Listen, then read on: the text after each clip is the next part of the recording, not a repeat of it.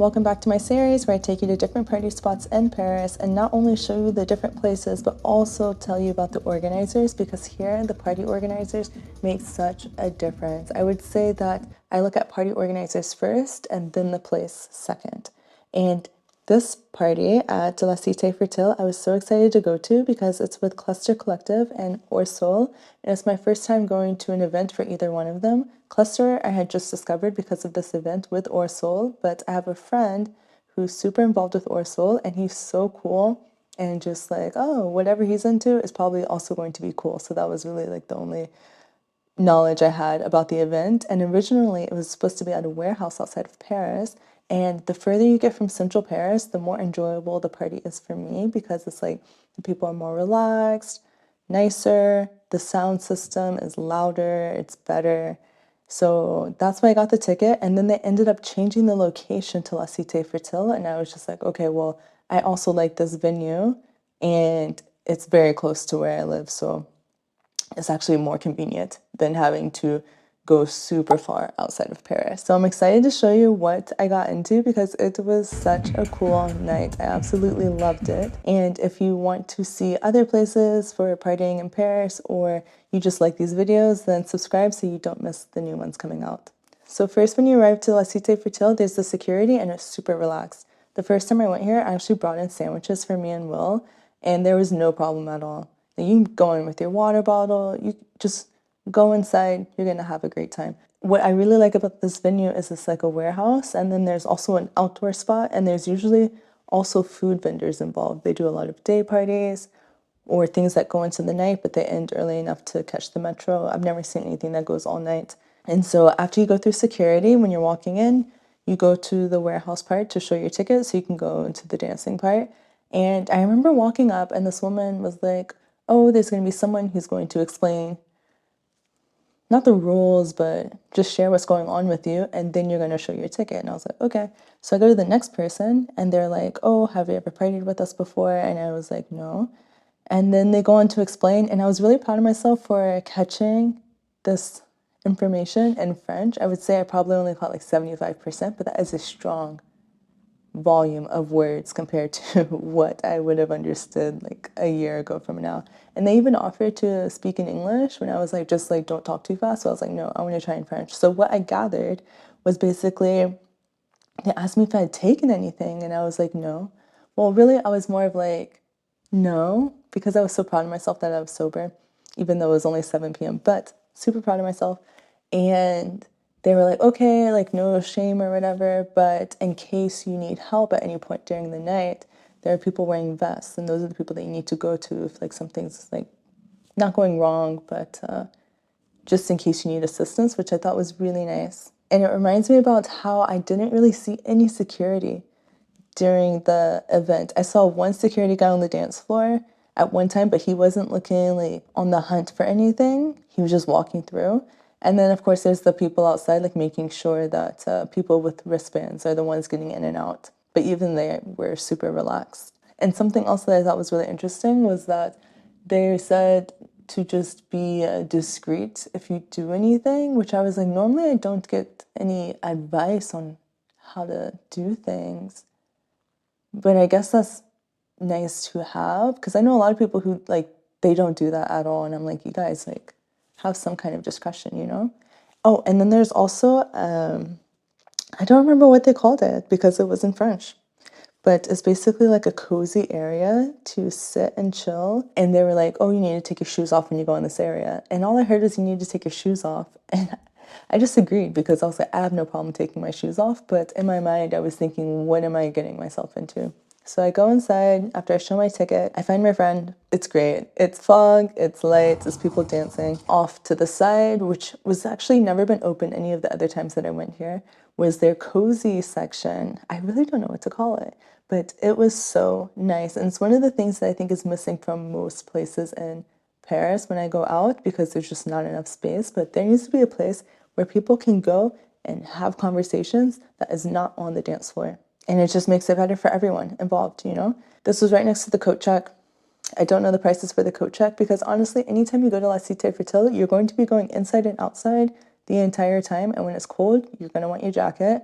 And when it's hot, you're not bringing a jacket. So I don't think there's ever really a need for it. Even the friend that I was with ended up grabbing their jacket back because they were just like, yeah, it's just too cold. I didn't need the coat check. One of the things that I really appreciated about this crowd was that I didn't really see people on their phones. And you're gonna see that I have videos and things, but like, honestly, I hate being the person to take out my phone when I see no one else is on their phone. And so that shows like the angles of the videos that you're seeing. Or I also do like a lot of screen recordings of things that I see on Instagram of the party afterwards. But yeah, I just feel like it's such a distraction from being in the moment, and I don't want to be part of that distraction, and I don't want to have the distraction for myself. So I appreciated that so many people didn't need to be told not to be on their phone. They just weren't on their phone. The sound system was great. It was also one of the reasons I wanted to go, because in the description for the party, it says specifically who is bringing the sound system. And anytime someone says who is bringing the sound system, I am more interested, because I'm like, okay, they really care. They really care how this is going to sound and how it feels in your body. And even from the moment that I got off the tram, I could hear the party from outside of La Cité Fertile. Anytime you left the building, you could hear it. So it was always like, oh, there's something to go back to, you know? Something else that I really appreciate about this place is it's so easy to get water, because I don't want to have to interact with people when I want a cup of water, especially when it's like, I have to say it in French. Just give me a cup of water, you know? So that was great. I don't remember the beer prices, but I took a photo. And what's really interesting also is the toilets here. I feel like the toilets are like one step above glamping. Sometimes it can be really nasty, and sometimes it's like fine, you don't even notice. But they always have soap and a way to wash your hands. So you can't really complain about it, but it is something like to be aware of. The smoking area here is amazing because half of the venue is outside, and then there's also the chill area. So it's like, it's so nice to have fresh air at the same time as cigarette smoke. And right after this event, actually, I went to another party at La Station, and I was just chatting with a girl, and she was smoking her cigarette, and I was like keeping it together, you know, like, this is fine, this is fine. And at some point, I just start crying under the left side of my eye because of the secondhand smoke just wafting in my face. That's just what life is like here, man. But I'm glad that there's a great smoking area at La Cité Fertile. In the end, I had such a fun time. This is a party that went from like 2 to 1 a.m. or something like that. I only went from 7 because I was going out to something else after. But I enjoyed it so much. Everyone was so nice, so friendly, and I would be happy to see at what other events that they come up with. And something that I really enjoyed about this night was that there was also signs for a market on the other side of La Cité Fertile, and I love to wander. I love to go on side quests. So I was just like walking around, and I was like, I can do some shopping, you know, why not? And I go, and it's a bar, and there's people at a table outside, and they're explaining things to me in French, and basically they asked for a donation before going inside, and I was like, okay. So I searched for what I have. All I could find was €1, and the guy was so happy. He suggested €7, but he seemed so happy that I even gave him €1, and I love that. So I go inside. It's a woman playing a harp with electronic music buttons, like playing live in a sea of fog.